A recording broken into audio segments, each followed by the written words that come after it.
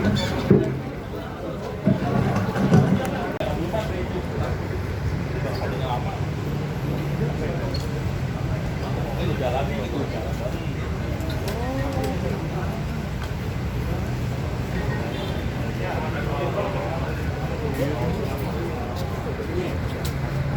ke sana ke sini.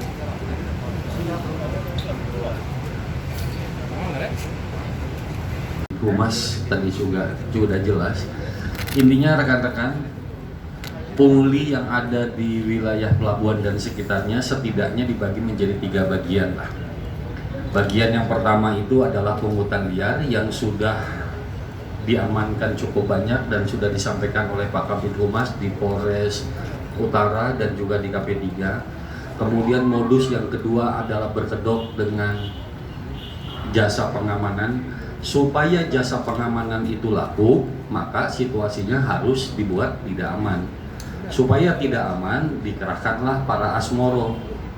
Situasinya tidak aman, semua orang butuh akan keamanan. Supaya dia aman, supaya dia lancar, maka harus diganggu dulu. Kalau tidak diganggu dulu, nggak akan datang. Kemudian setelah merasa tidak aman, barulah ada yang menawarkan jasa pengamanan ini.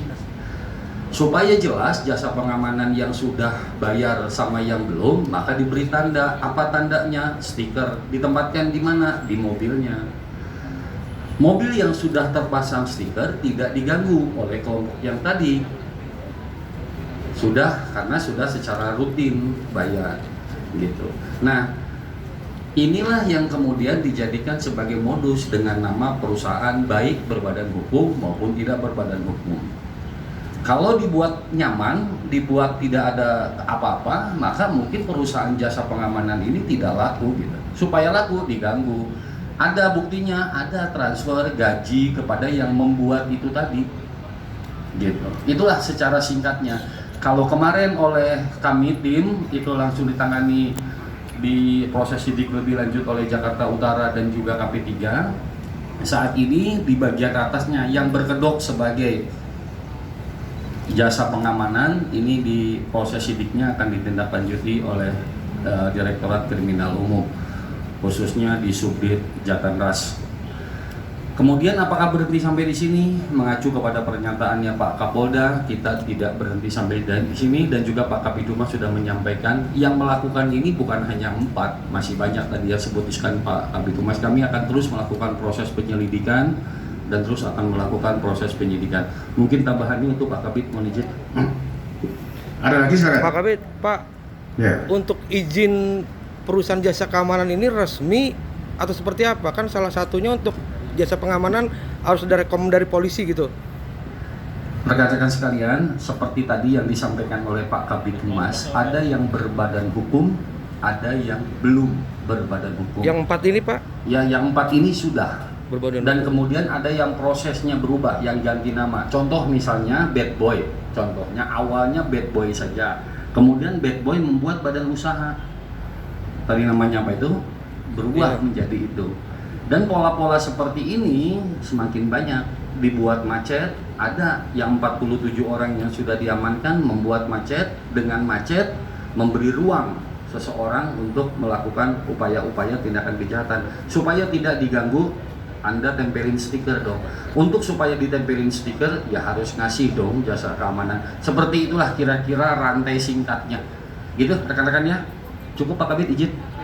Silakan.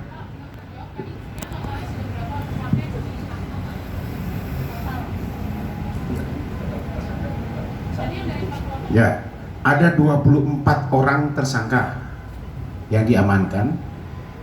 Memang pada saat kita melakukan penangkapan kita harus dengan protokol kesehatan, ya, dicek melalui swab antigen.